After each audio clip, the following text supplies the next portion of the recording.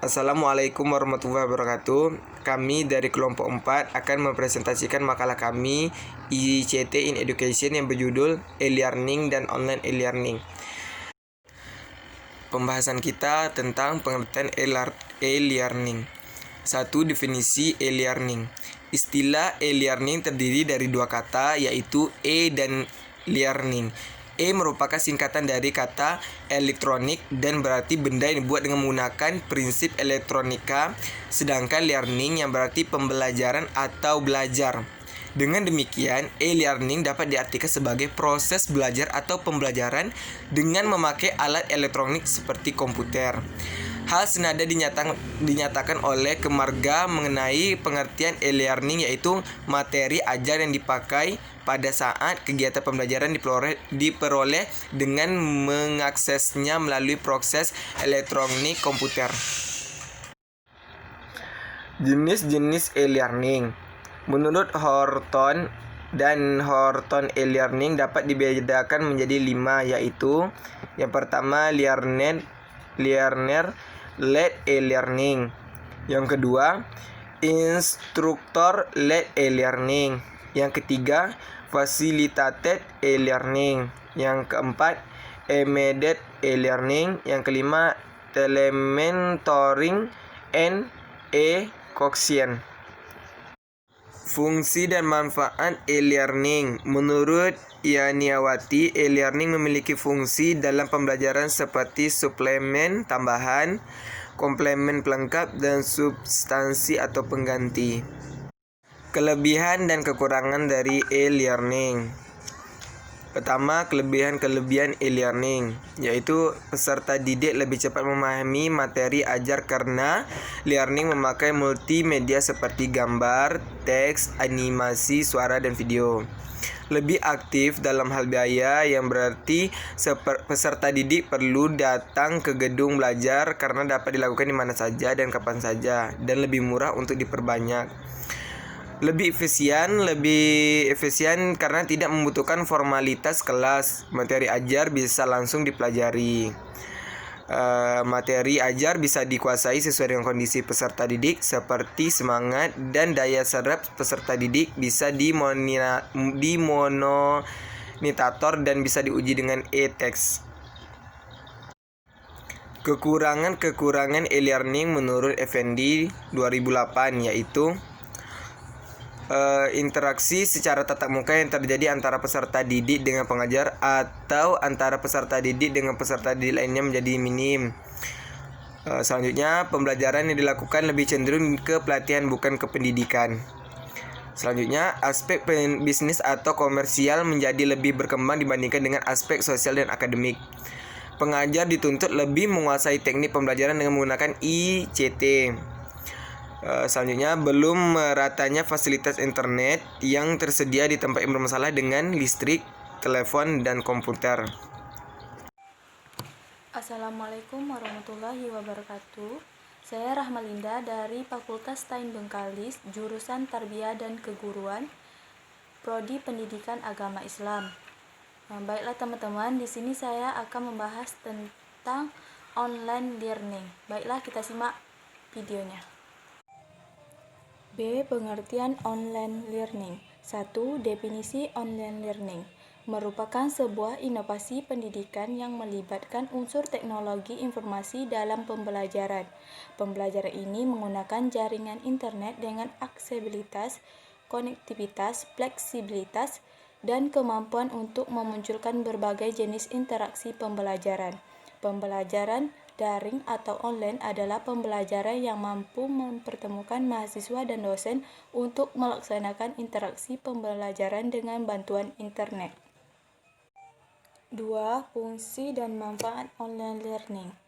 A. Fungsi online learning dalam kehidupan sehari-hari terbagi 3. Yang pertama, fungsi alat komunikasi. Dengan menggunakan online learning dapat berkomunikasi kemana saja secara cepat. Misalnya dapat berkomunikasi dengan menggunakan email. Kedua, fungsi akses informasi. Online learning merupakan perpustakaan terbesar dari perpustakaan yang ada di mana saja sehingga pembelajaran tidak harus langsung pergi ke perpustakaan untuk mencari berbagai referensi. Ketiga, fungsi pendidikan dan pembelajaran. Perkembangan teknologi online learning sangat pesat dan merambah ke seluruh penjuru dunia, telah dimanfaatkan oleh berbagai negara, institusi, dan ahli berbagai kepentingan termasuk di dalamnya untuk pendidikan dan pembelajaran. B. Manfaat pembelajaran online learning. Menurut Mediawati dan kawan-kawan, manfaat pembelajaran online learning yang pertama dapat membangun komunikasi dan diskusi yang sangat efisien antara guru dengan murid. Kedua, siswa saling berinteraksi dan berdiskusi antara siswa yang satu dengan yang lain tanpa melalui guru.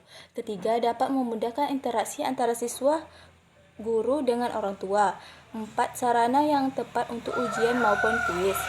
5. Guru dapat dengan mudah memberikan materi kepada siswa berupa gambar dan video. Selain itu, murid juga dapat mengunduh bahan ajar tersebut. 6.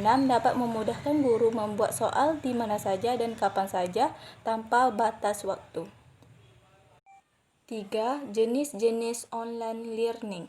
Yang pertama, synchronous learning adalah pembelajaran reguler tatap muka secara online atau dalam jaringan daring real time. Kedua, asynchronous learning adalah pembelajaran secara daring yang tidak memerlukan intensitas interaksi belajar mengajar guru-murid.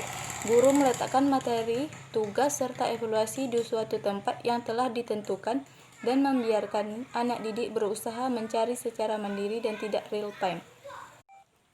4. Kelebihan dan kekurangan online learning. A. Kelebihan online learning. 1. Bagi suatu pendidikan atau sekolah, lembaga pendidikan akan lebih peka terhadap perkembangan teknologi yang ada. Dengan adanya hal ini, lembaga pendidik juga lebih peduli terhadap fasilitas yang akan mendukung proses pembelajaran.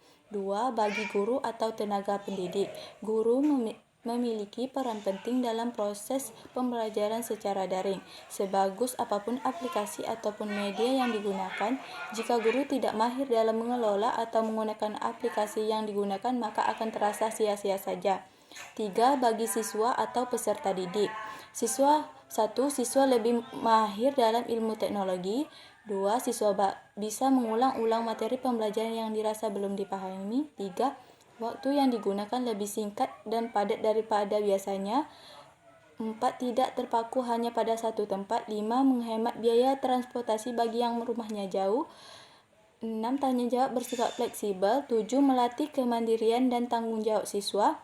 8. Penggunaan HP atau gadget akan lebih bermanfaat. 9. Pengalaman baru dalam belajar. Bagi orang tua, 1. Orang tua bisa memantau anaknya ketika belajar. 2.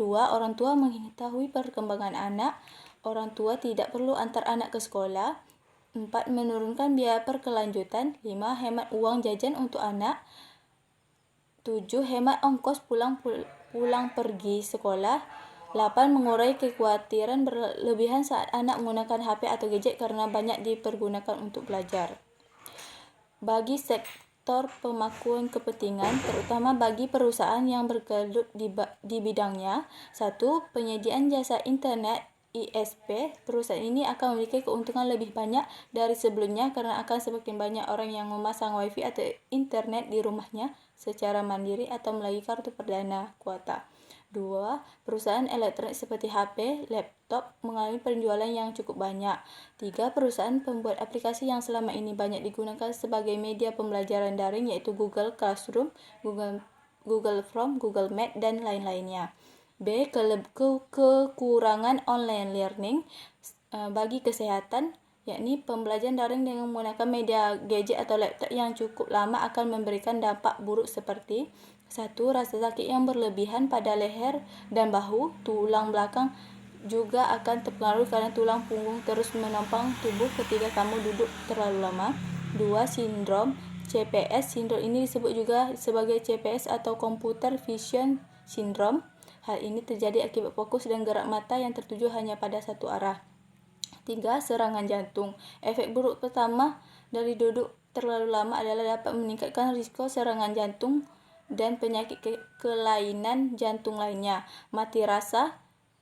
4. Mati rasa. Duduk terlalu lama akan membuat tubuh mati rasa. Hal ini karena duduk terlalu lama dapat mengganggu sistem saraf dan membuat kondisi yang tidak nyaman. 5. Kanker.